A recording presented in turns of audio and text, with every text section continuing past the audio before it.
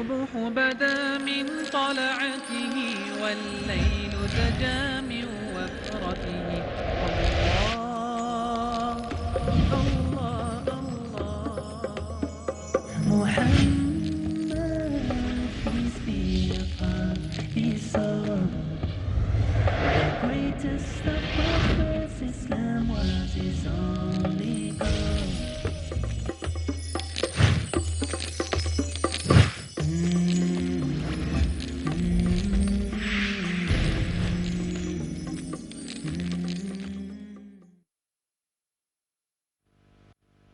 Bismillahir Rahmanir Rahim. In the name of Allah, the Beneficent, the Most Merciful. I welcome you to another in the series, Pearls of the Prophet. Assalamu alaikum wa rahmatullahi wa barakatuh. And in this segment, we'll be looking at the prophetic advice with regards to how we view this life as a believer and how disbelievers view this life. عن ميمونة قالت قال رسول الله صلى الله عليه وسلم الدنيا سجن المؤمن وجنة الكافر رواه مسلم. Maymuna reported that Allah's Messenger had said, "This world is a prison for the believer and paradise for the disbeliever," collected by Muslim. This hadith, this statement of Prophet Muhammad sallallahu alaihi wasallam, gives us a view that we should hold with regards to this life. We have to understand fundamentally what this life is about. It is about earning the necessary material or deeds which would enable us to get to paradise. That is really what this life is about. We were created in paradise, and due to disobedience, we were sent to the earth according to the destiny of God. And it is for us to strive to get back to paradise at the end of this world, or to continue in our fall to hell. That is, that we have paradise on one hand, or up, the earth, this life period next to it, and on the other side we have hell. Paradise, the earth, and hell. We were created in paradise. We left paradise according to the destiny of God to the period on the earth, and it is for us to work our way back to paradise or to continue on to hell. That is the reality. Now, for us to work our way back to paradise, we have to live in a particular fashion in this life. A fashion as a believer which is distinct and different from that of a disbeliever. If there is no difference between our lives as believers and the lives of the disbelievers, then we are in fact earning for ourselves in this life a ticket to hell. We're not getting back to paradise, but we're heading on to hell. That is the reality. Because the life of the believer is different from that of the disbeliever. It has to be. Because for the believer, it requires that he or she submit their wills to God. This is a voluntary submission. They choose to submit their wills to God. They have chosen to not follow their own desires, but to follow what God desires for them. They have restricted themselves. They have chosen to restrict their actions in this life. This, the Prophet, may God's peace and blessing be upon him, pictured as a prison. That this life is like a prison for the believer. It's not a prison in the sense that people who go to prison have committed a crime and they're put in prison, not by choice, and they are punished in prison, or imprisonment is a period of punishment for crimes they have committed. This is not in that respect. It is a prison in respect to the fact that the believer is restricted. He or she does not do whatever they please.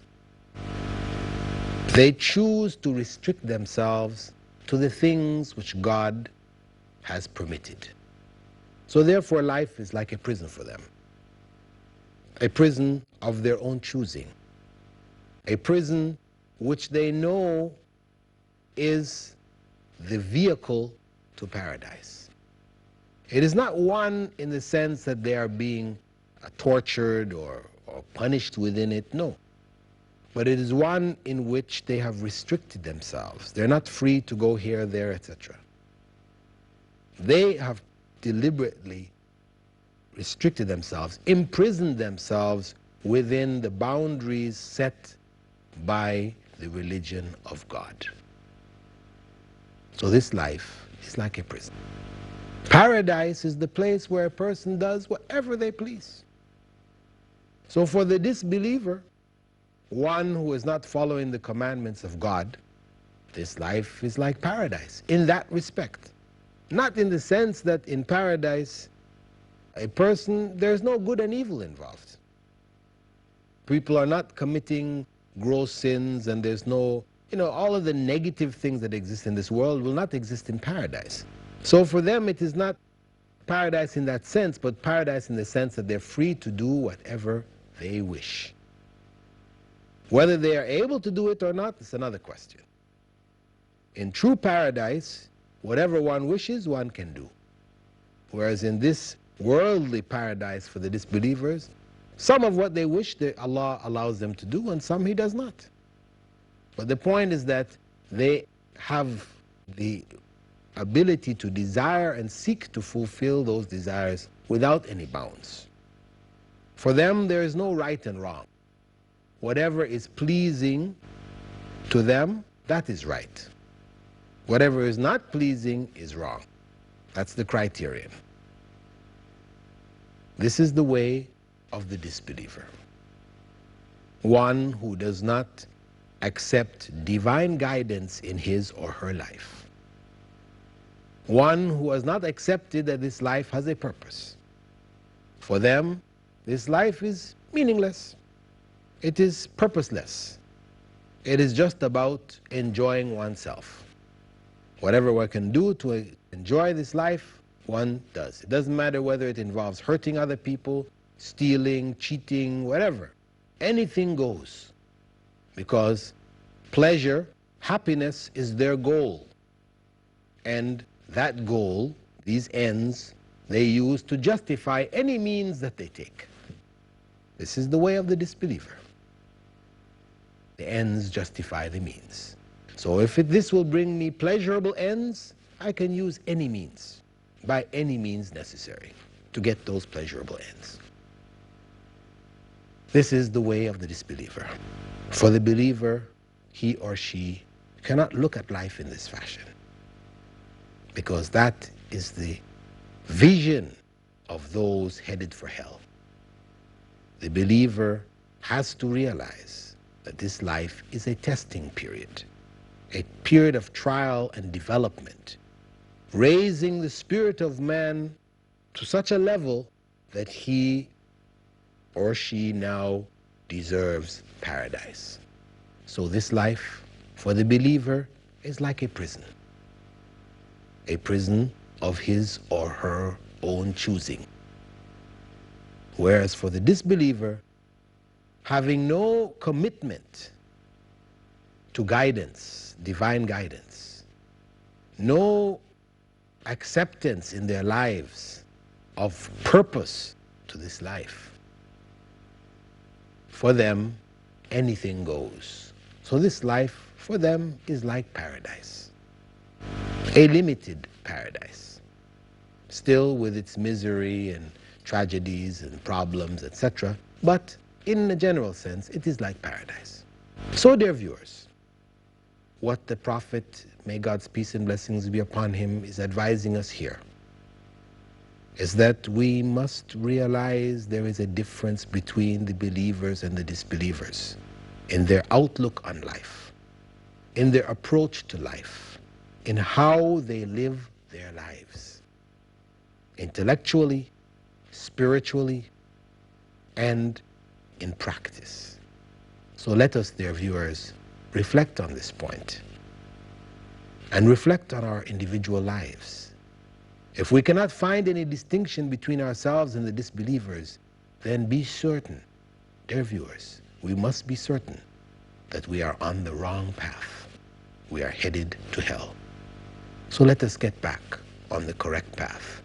Let us do what is necessary to get us to paradise.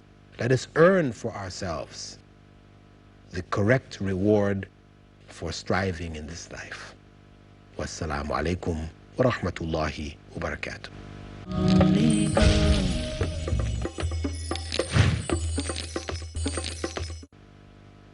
Bismillahir Rahmanir Rahim.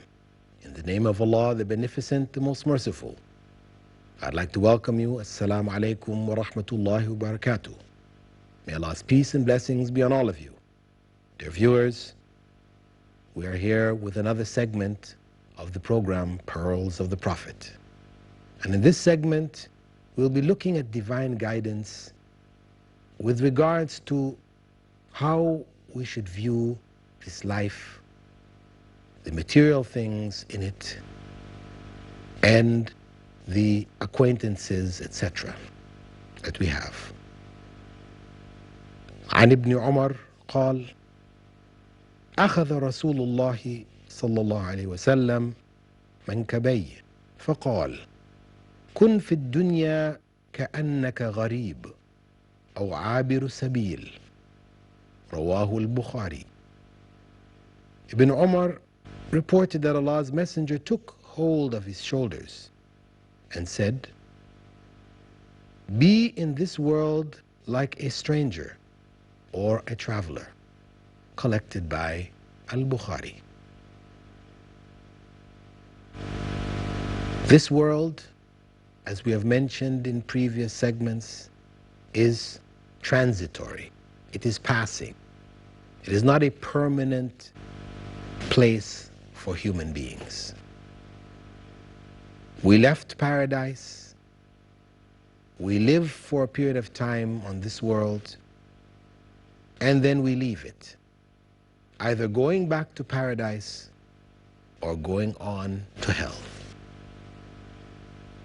So, as a traveler who travels, he takes with him what is sufficient to get him through the journey.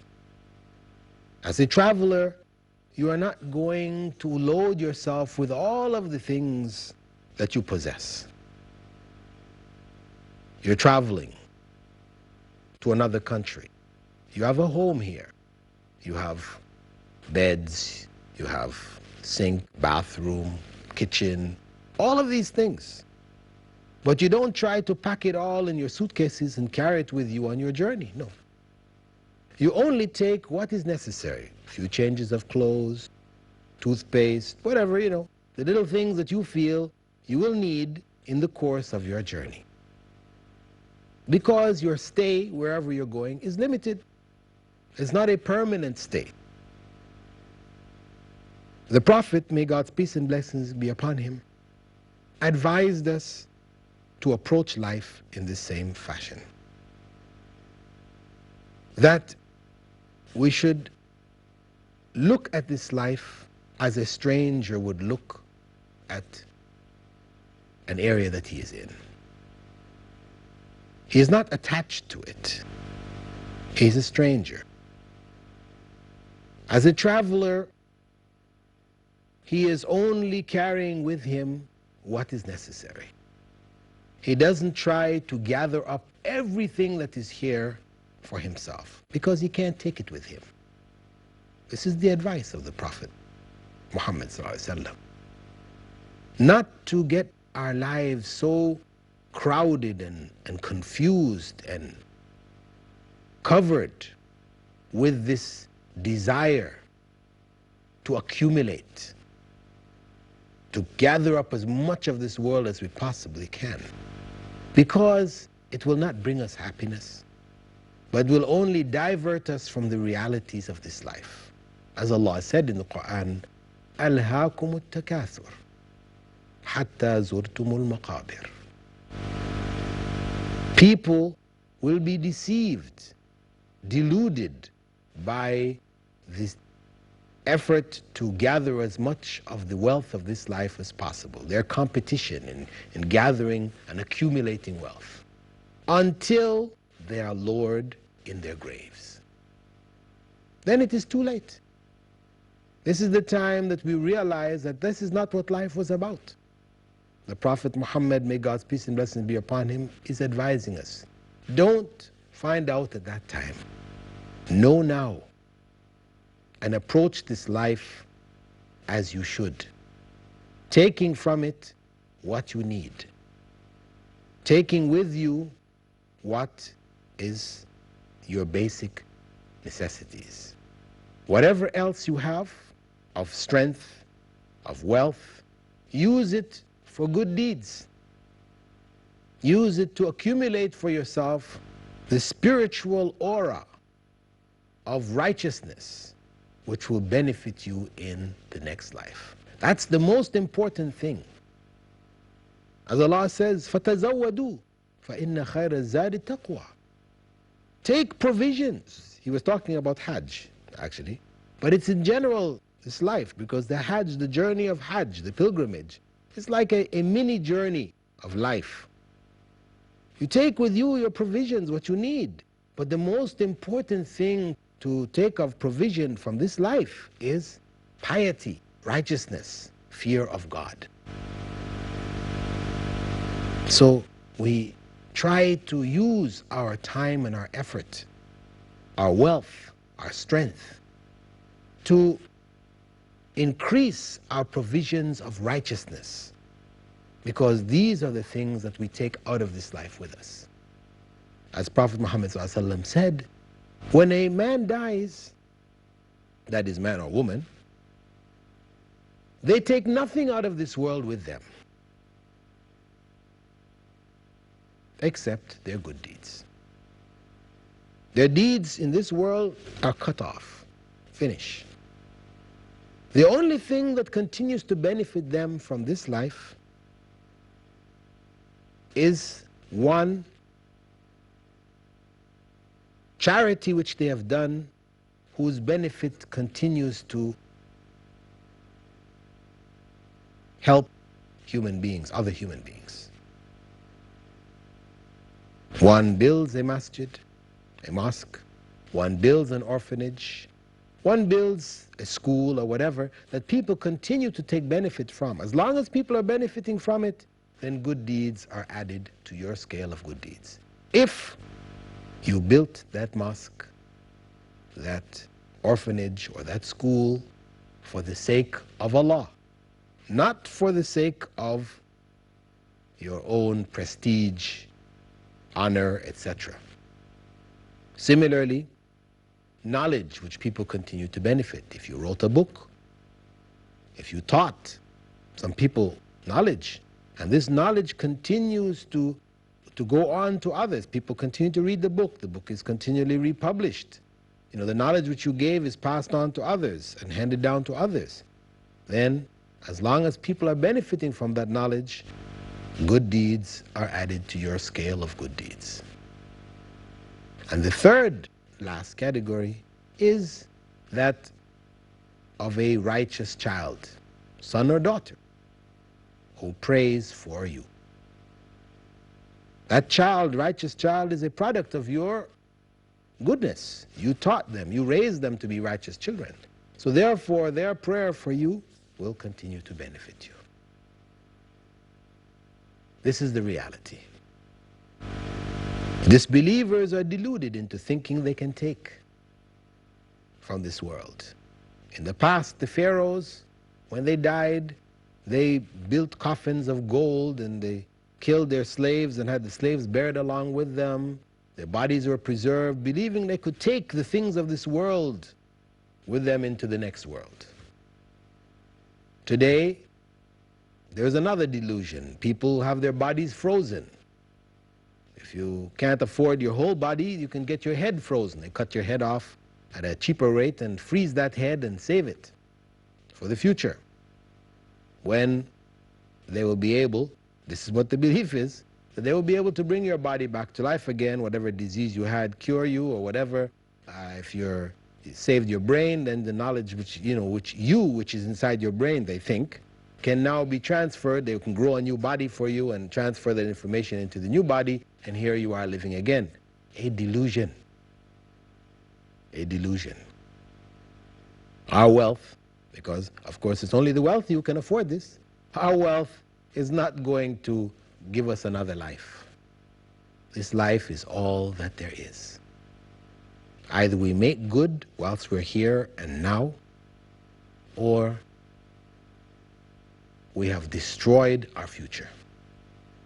So, my dear viewers, it is for us, if we want paradise, if we believe in God, to be in this world like strangers, not attached to each and everything in this world.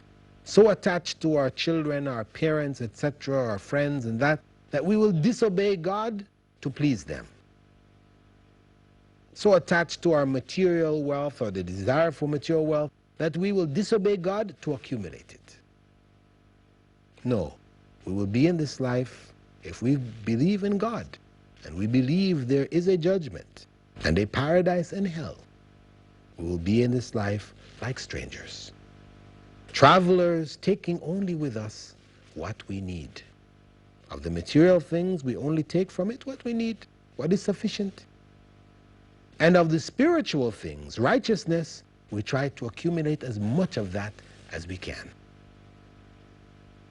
With that, dear viewers, I bid you farewell. Thank you for following this segment of the program, and I hope that you will continue to follow future segments of Pearls of the Prophet. I bid you now farewell. Wassalamu alaikum wa rahmatullahi wa barakatuh. الصبح بدا من طلعته والليل دجى من وفرته الله الله الله Muhammad, peace be upon his soul, the greatest of